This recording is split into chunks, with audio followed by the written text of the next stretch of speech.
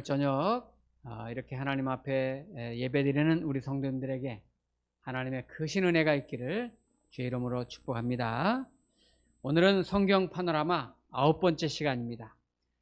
원래 우리가 지난번 시간에 사사기를 했기 때문에 성경책 순서대로라면 룻기를 해야 되지만 우리가 성경 파노라마를 역사순으로 우리가 보자고 했어요. 그래서 사무엘상 오늘 하도록 하겠습니다. 룻기는 나중에 조금 지나서 하게 될 거예요. 사무엘상, 사무엘하는 원래 15세기 전까지는 15세기까지는 한 권의 책이었습니다. 사무엘서였는데 이게 이제 나중에 이제 분류되면서 나눠지게 된 것이죠. 이 사무엘서는 주전 11세기 후반부터 10세기 초까지 철기 시대를 배경으로 하고 있는데요. 성경으로 보면 사사기 말에서부터 다윗 왕 말까지, 사사기 지나서 이제 사울 왕이 세워지고 다윗 왕이 세워지고 그 말까지를 이제 사무엘서가 사무엘상, 사무엘하 이렇게 이제 그 내용을 담고 있습니다. 먼저 사무엘상은 1장부터 7장까지는 사무엘에 대한 이야기가 나오고 8장부터 나머지 31장까지는 사울에 대한 이야기인데 그 중에서 8장부터 15장까지는 사울을 중심으로 나오고요. 16장부터 31장까지는 사울의 이야기도 나오지만 다윗의 이야기를 중심으로 나옵니다.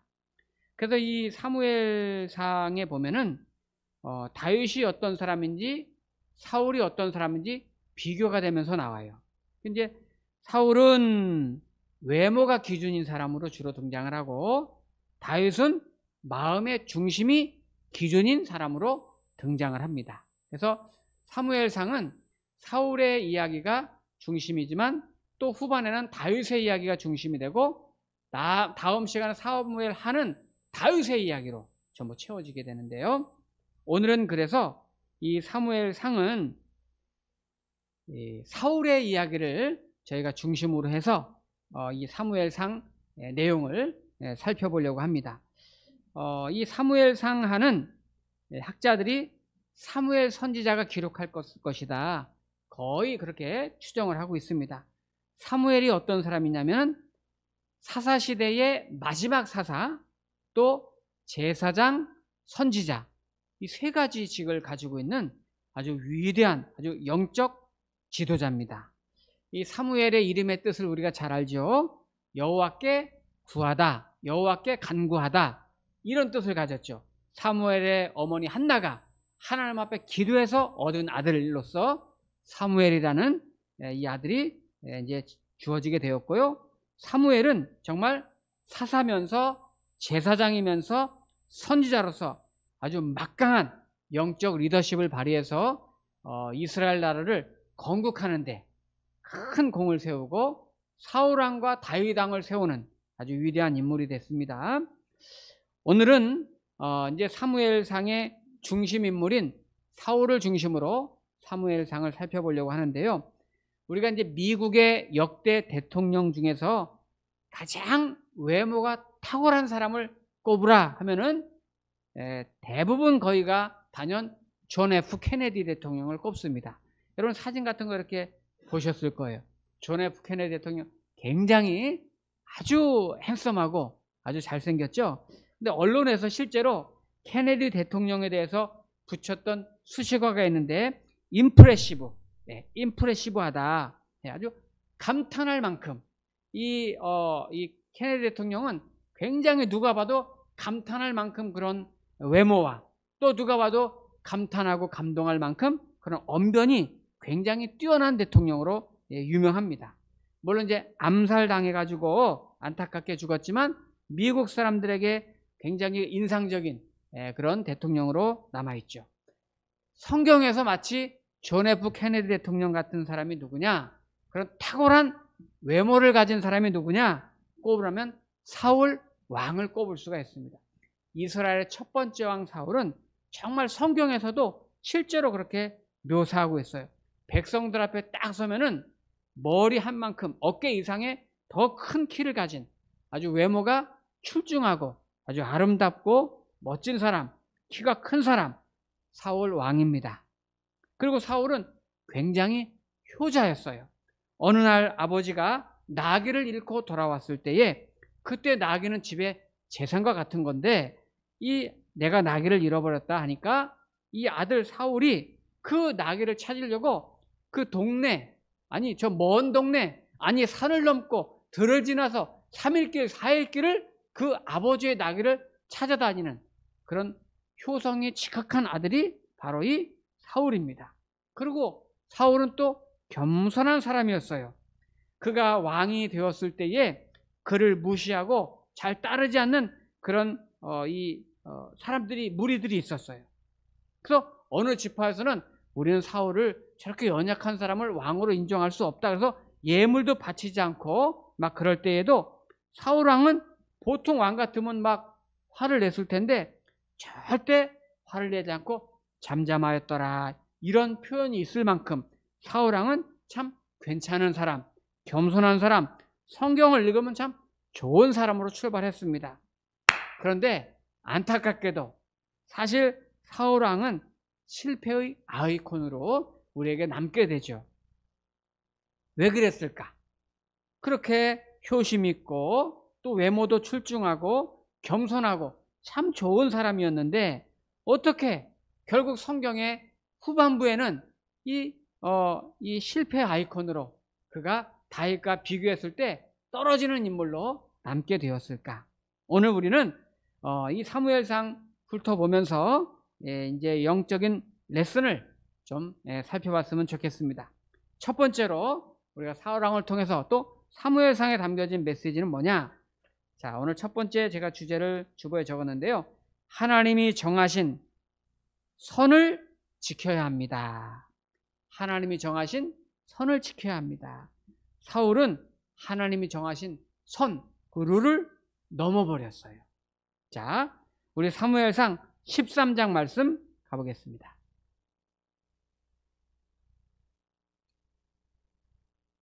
13장 8절 말씀부터 제가 읽겠습니다.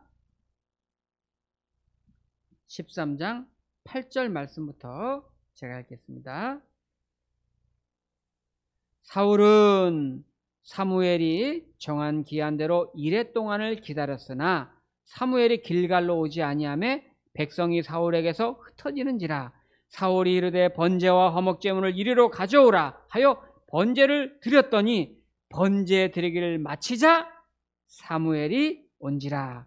사울이 나가 맞으며 문안하매. 네, 지금 이 상황이 뭐냐면 사울 왕이 군인 한 2,000명을 모아서 이 블레셋을 포위했어요. 근데 이렇게 보니까 아이고 블레셋 군대가 점점 늘어나면서 해변의 모래처럼 막 점점 많아지는 거예요.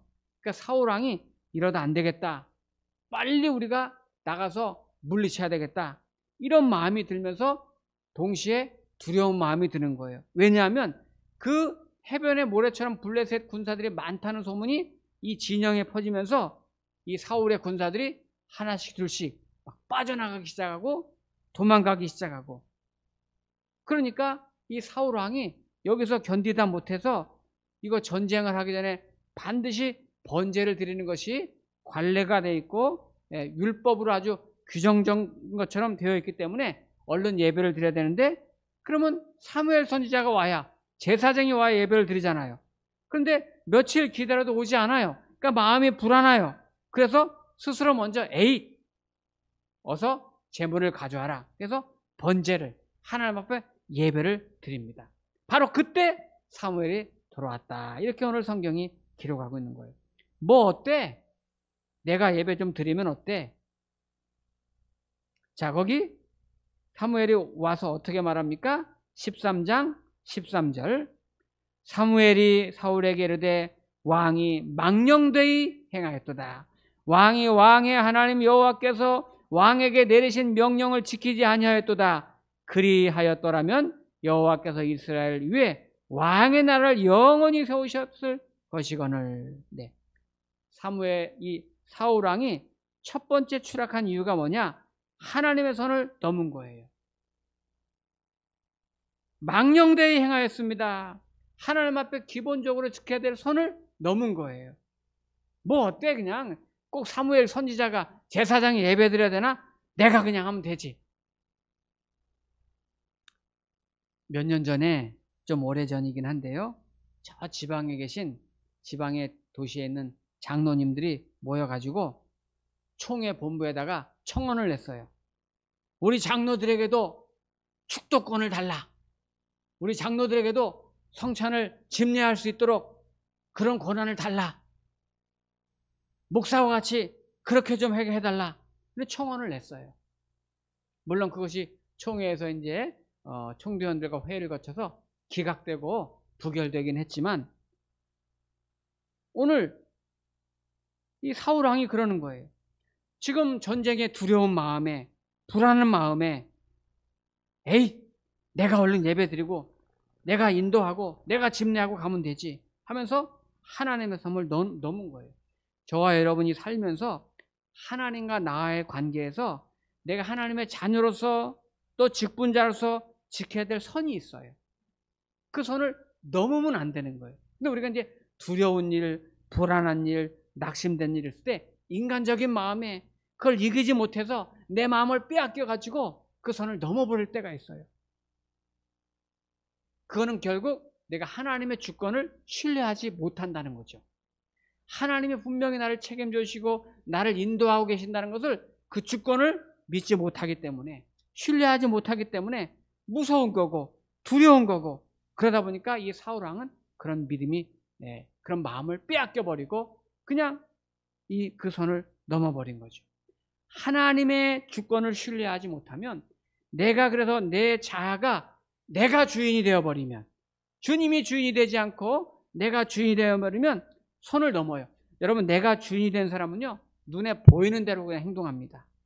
그냥 선을 넘어버려요. 화난 일이 생기면 화를 내버려요. 분노할 일이 생기면 분노해버려요. 욕심이 생기면 욕심 내버려요. 기분대로, 감정대로. 머리로는 안 된다는 걸 알면서도 컨트롤하지 못해요. 사울이 그런 거예요. 하나님의 주권에 대한 신뢰가 없기 때문에 그냥 그 선을 넘어버리는 거예요. 시편 16편에 보면 내게 줄로 지어준 구역은 아름다운 곳에 있으며 나의 기업이 실로 아름답도다. 저와 여러분들이 아무리 어려운 상황, 아무리 힘든 환경이 닥쳐도 내가 하나님의 자녀로서 지켜야 될 룰이 있고 그 넘지 말아야 될 선이 있다는 것을 꼭 기억하시고 그 안에서 내 믿음을 지키고 하나님을 끝까지 신뢰하기를 축복합니다. 자, 우리 두 번째 오늘 주제는 하나님의 말씀에 순종해야 합니다. 하나님의 말씀에 순종해야 합니다. 자, 우리 15장 3절 가보겠습니다. 이제 아말렉과 전쟁을 하게 됐어요. 사울 왕이. 나름대로 이 사울이 왕으로 있을 때는 큰 전쟁이었는데, 사울이 아말렉과 전쟁을 할 때 하나님께서 이제 사무엘 선지자를 통해서 분부를 하셨습니다. 15장 3절.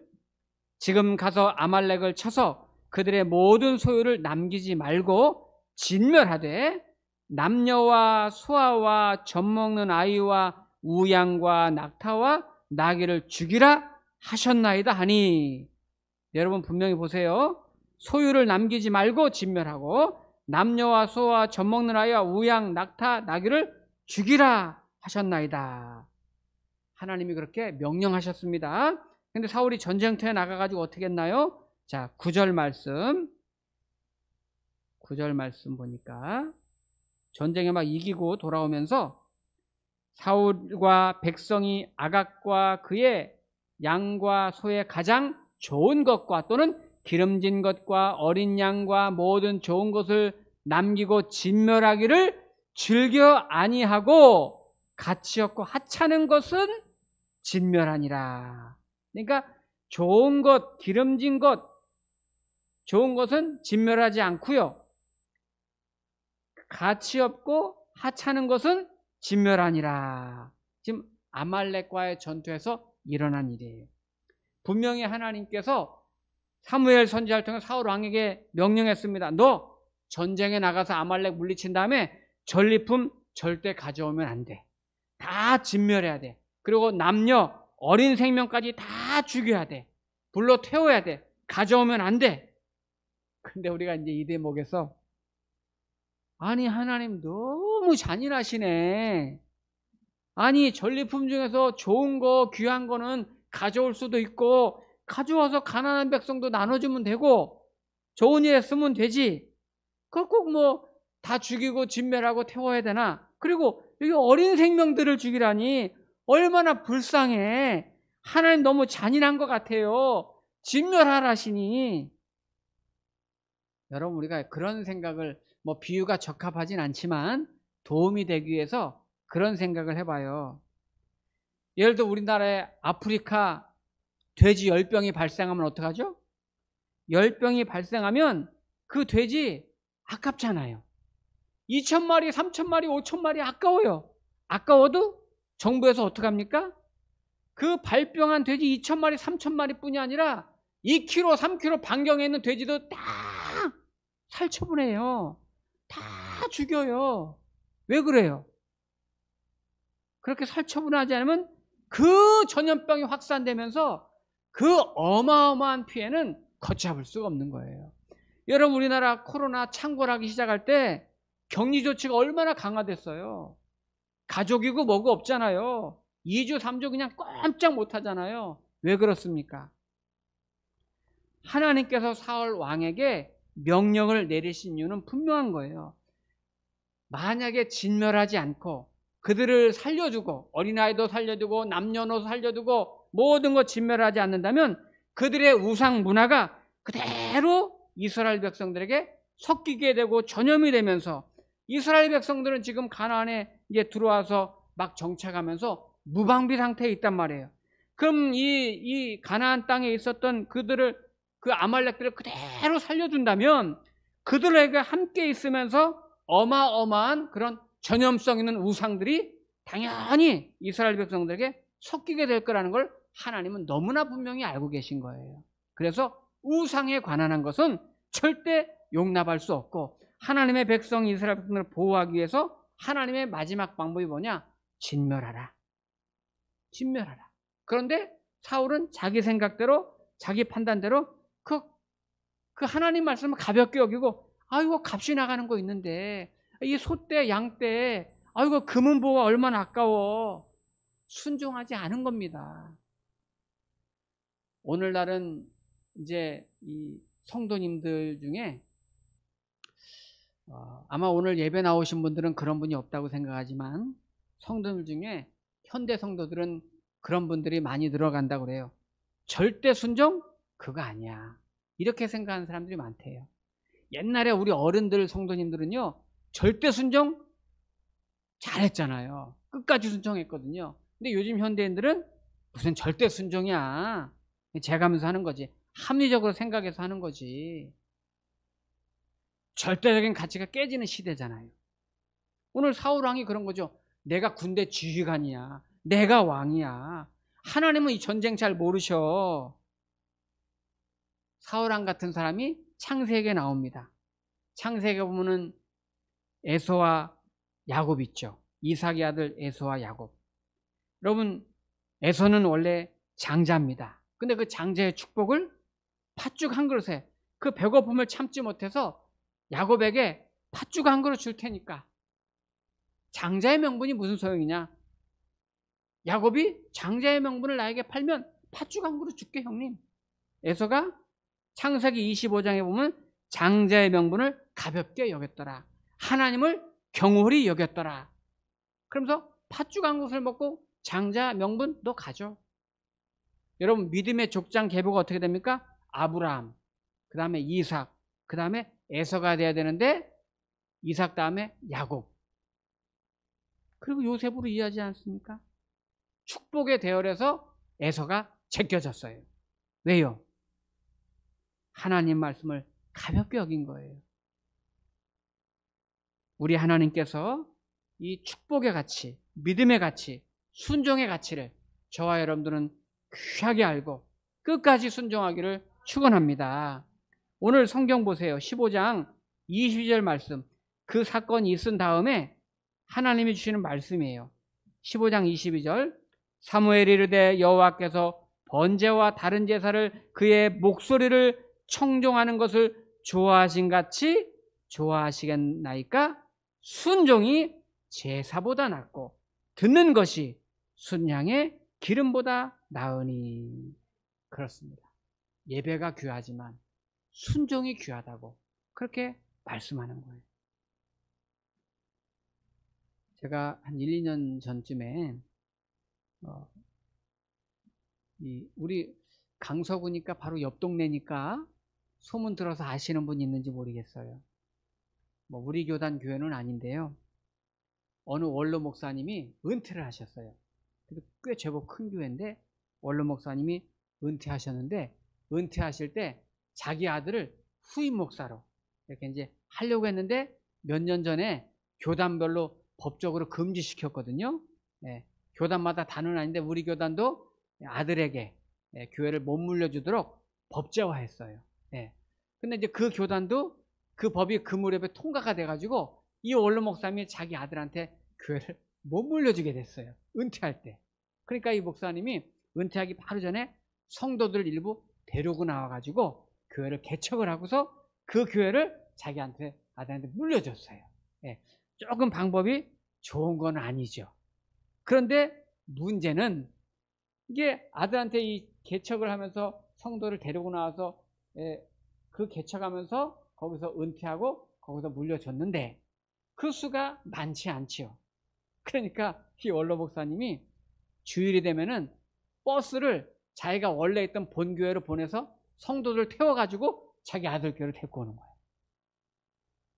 매주일마다 이 원로 목사님이 자기 본교회 성도들을 버스를 대절해서 태워서 자기 아들 교회로 데리고 와서 예배드리고 또 태워다 주고.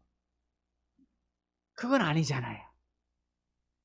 그러니까 그러면 그 교회에 새로 부임한 목사님이 얼마나 힘들겠어요. 새로 부임해서 오니까 교회 빚이 80억이 있어요. 교인은 한 500명 정도 있어요.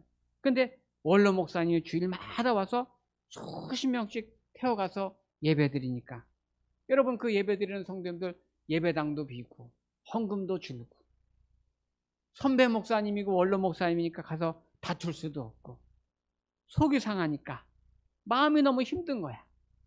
근데 어쨌든 거기 총회에서 부임하라고 해서 부임했고 그 담임으로 왔으니까 사나 죽으나 그게 붙잡고 기도하면서 눈물로 간구하고 그 마음에 이 목사님이 많이 아픈데 어느 날 교인 중에 할머니 권사님 한 분이 이 당회장실로 목사님 찾아오신 거예요. 그러면서 이 봉투 하나를 갖고 오셨어. 갖고 오셨는데 이렇게 보니까 맞춤법도 그냥 무슨 글씨인지 잘 모르게 이렇게 써 있는데 거기 보니까 뭐 한두 글자 이렇게 써 있고 거기 동그라미로 이렇게 썼는데 4,000원 이렇게 써 있는 거예요. 4,000원. 그 목사님이 이렇게 바꿔서 이게 뭡니까? 이렇게 보니까 건축 건금 뭐 이렇게 써 있는 것 같아. 네. 그래서 아유 우리 권사님 할머니 권사님 이렇게 힘드신데 뭐 이렇게 이걸 가지고 교회까지 오셨냐고 주일에 헌금하셨어도 되는데 그래도 이렇게 오셨으니까 제가 기도할게요 하고서 기도해주고 권사님이 돌아가셨어요. 그리고 이제 목사님이 그 봉투를 가지고 이제 책상에서 이렇게 딱 보니까 좀 느낌이 그래. 다시 이렇게 보니까 4,000원이 아니라 4천만 원이야. 네, 4천만 원을 주고 가신 거예요. 깜짝 놀라가지고 다시 목사님이 권사님을 찾아갔어요. 찾아가가지고 권사님 보니까 4천만 원을 건축원금 하셨는데 이게 무슨 일입니까? 그러니까 이 권사님이 그러시는 거예요. 목사님 지난 주일 설교에 목사님 설교 주제가 말씀에 순종하라고 했는데 제가 평생 사는 동안에 제대로 순종해 본 적이 한 번도 없는 것 같아요.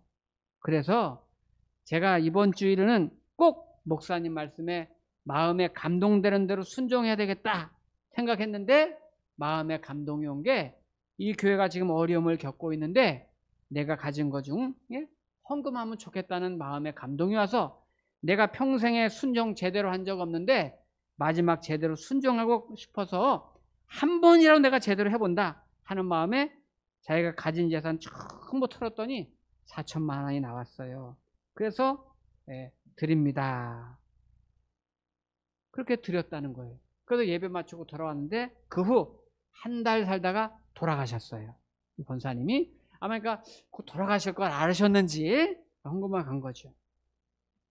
그래서 목사님이 그 돌아가신 후에 이 마음에 이 깨달은 바가 있어서 그 헌금 받은 것을 교우들에게 주일에 설교하면서 그 말씀을 전한 거예요.